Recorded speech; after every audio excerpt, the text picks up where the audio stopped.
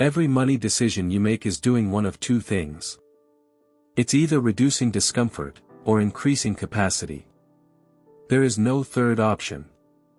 And the reason most adults stay stuck isn't income. It's that they keep choosing the first, without realizing how expensive that choice becomes over time. Most people think they're avoiding decisions because they're unsure. That's not what's happening. They're deciding, constantly. They just don't realize what they're deciding for. Every time money asks for your attention, your system makes a choice before you finish the thought. Not a smart choice. Not a strategic one. A biological one. You're either using money to reduce discomfort, or to increase capacity. And here's the part almost no one sees, those two choices feel almost identical in the moment. Both feel reasonable. Both feel responsible. Both feel like the adult thing to do. But they don't lead to similar outcomes. They lead to completely different lives. Reducing discomfort feels like relief.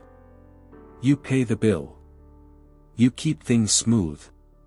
You avoid the tension. You choose the option that lets you exhale. Nothing goes wrong. Increasing capacity feels heavier. You hold uncertainty longer. You delay relief. You make a move that doesn't calm you right away. You choose something that creates space later, not peace now. And because the nervous system prefers relief over growth, most people default to the first option. Not once, but every day. That's why people say things like, I make decent money, but I still feel tight. I'm responsible, but I don't feel free. I'm doing everything right, so why does it still feel heavy? Because you're not failing financially. You're systematically trading future capacity for present comfort. Here's the uncomfortable truth, a life that feels manageable can still be shrinking. Not collapsing. Not exploding. Just narrowing. And that narrowing doesn't come from one bad decision. It comes from hundreds of small ones that all had the same goal: make this feeling go away. That's the binary decision most adults are dodging. Not what to do with money, but why they're doing it. In this video, we're going to slow that decision down. Not to judge it. Not to fix it yet. But to finally make it visible. Because once you can see which side you're choosing from, discomfort relief or capacity building, you stop confusing movement with progress. And that's where the clear money brain actually begins. Relief feels like the right choice because your nervous system was built to survive first, not to build capacity. When something feels uncertain, your body doesn't ask, what creates the best outcome long term? It asks something much simpler: how do I make this sensation stop? And money creates sensation fast. Tightness in the chest. Pressure behind the eyes. That subtle urgency that whispers, you should deal with this. Relief answers immediately. It lowers the signal. It quiets the body. It restores a sense of control. And that's why it feels intelligent. But here's what most people miss: relief doesn't solve the problem. It solves the feeling. And the nervous system does not distinguish between the two. If the sensation drops, the system marks the choice as correct. Not morally. Not strategically. Biologically. That's why relief feels responsible. You paid the bill. You chose the safe option. You avoided the conflict. You kept things smooth. Nothing exploded. From the outside, everything looks fine. But internally, something subtle locks in. Your system learns, when this sensation appears, this response works. And the more often that loop runs, the faster it becomes. Soon, the choice doesn't feel like a choice at all. It feels obvious. That's why people say, I didn't really choose it, it just felt like the right move. Of course it did. Relief is fast. Capacity is delayed. Relief gives you calm now. Capacity asks you to tolerate discomfort first. And the nervous system is wired to favor now over later, especially when later is abstract and now is loud. This is also why relief disguises itself as maturity. It sounds like, I'm being realistic. I don't want to rush. Now isn't the right time. I'll revisit this when things settle down. None of that sounds irrational. That's what makes it dangerous. Because relief never announces itself as avoidance. It presents itself as caution. And caution feels adult. But here's the line most people never cross: relief reduces pressure, and quietly reduces range. Each relief-based decision slightly narrows your options. Not dramatically. Not all at once. Quietly. Until one day you realize you don't feel unsafe. But you also don't feel free. And by then, the pattern feels too normal to question.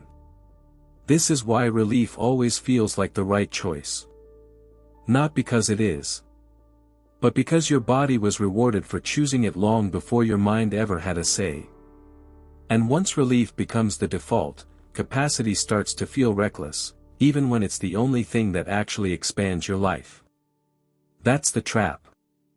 And now that you can see it, we need to move to the next layer.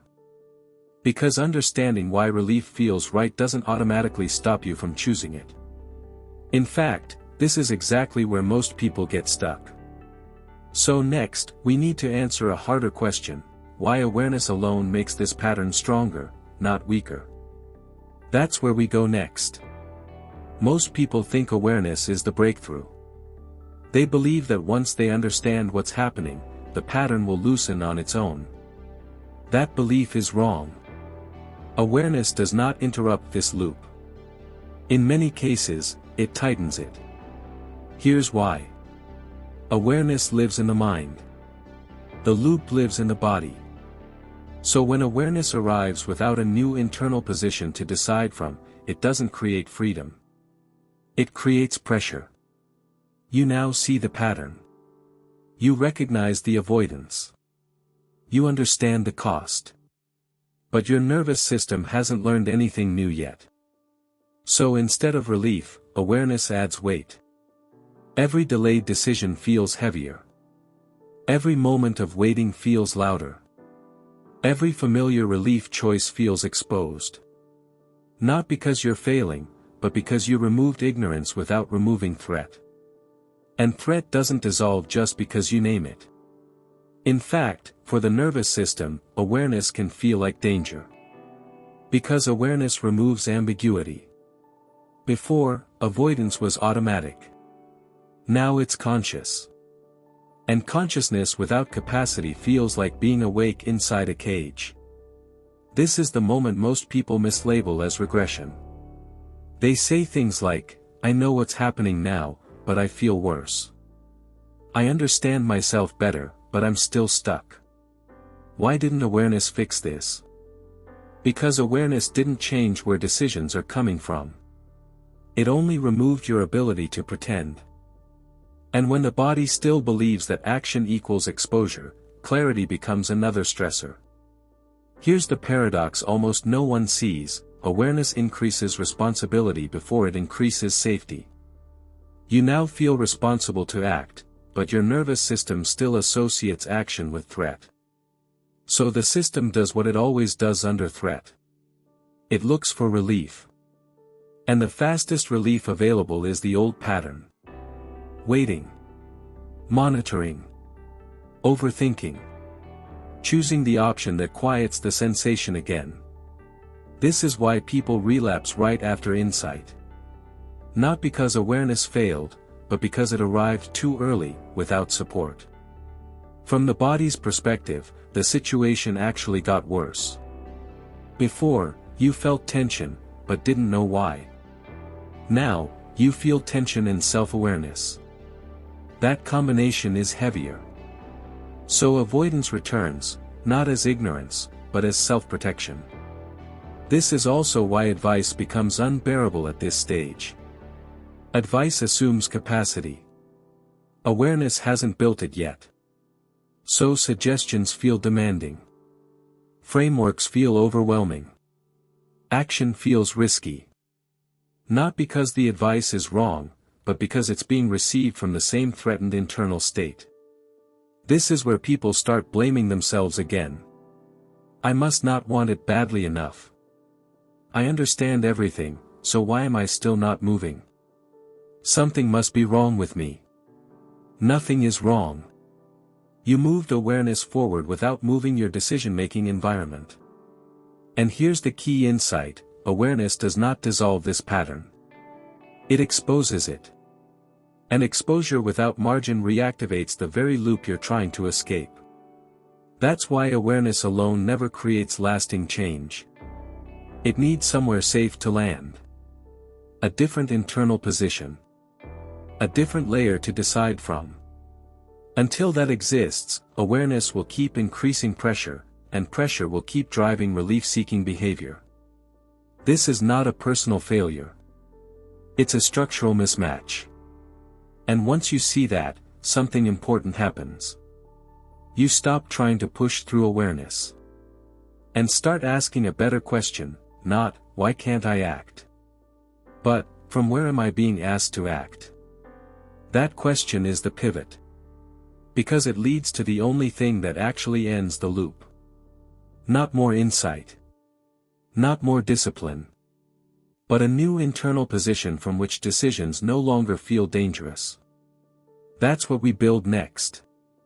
Most people think the opposite of fear is confidence. It isn't. The opposite of fear is margin. Margin is not a personality trait. It's not optimism. And it's not something you convince yourself to feel. Margin is an internal position. It's the place inside you from which decisions stop being about survival and start being about placement. Not because fear disappears, but because fear no longer runs the process. Here's the simplest way to understand it. When you decide from threat, your body is asking, how do I make this feeling stop? When you decide from relief, your body is asking, how do I stay comfortable a little longer? But when you decide from margin, your body asks a different question: what does this create? That single shift changes everything. Margin is space. Space between a stimulus and your reaction. Space between a number and your nervous system. Space between discomfort and collapse. From this layer, money is no longer a verdict. It becomes information. Not neutral information, usable information. A number can feel uncomfortable without feeling catastrophic. A decision can feel uncertain without feeling dangerous. That's the difference. From margin, you're no longer bracing. You're placing time, energy, attention, money. Not to eliminate discomfort, but to build capacity. This is why margin is not about having enough money. It's about having enough room. Room to absorb a mistake without spiraling.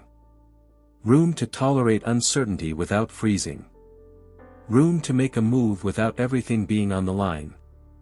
Two people can earn the same income and live in completely different internal states. One feels trapped. The other feels oriented. The difference isn't discipline. It isn't intelligence. It's margin. From the margin layer, waiting loses its emotional reward. Not because waiting becomes wrong, but because it becomes unnecessary. You no longer wait to feel safe. You move to create safety. And because movement now builds space instead of threat, your nervous system stops resisting it. This is why people who reach margin say things like, I'm still uncomfortable, but I can think clearly. I don't love this decision, but I'm not frozen. I don't have certainty, but I have direction. That's not confidence. That's capacity. Margin doesn't remove discomfort. It contains it. And contained discomfort feels like effort, not danger. Effort you can sustain. Effort that compounds. Effort that expands leverage instead of shrinking it. This is why advice suddenly starts working here. Not because the advice changed, but because you finally have somewhere to apply it from. Threat consumes capacity. Relief preserves the familiar. Margin creates optionality. And optionality is the real form of safety. Not guarantees. Not predictability. Not control. Options. The ability to choose again. The ability to recover. The ability to move without everything hinging on one outcome. This is the layer most adults never reach because no one teaches them that decisions can come from anywhere else. They think the only options are panic or comfort. Survive or soothe. Margin is the third option. And once you've decided from margin even once, your body remembers the difference. You can feel it. The numbers don't disappear, but they stop feeling like verdicts.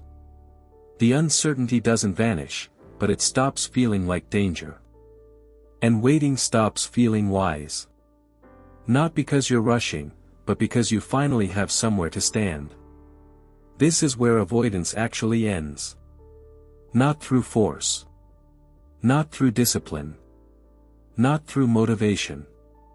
Through repositioning. You didn't become braver. You became better resourced.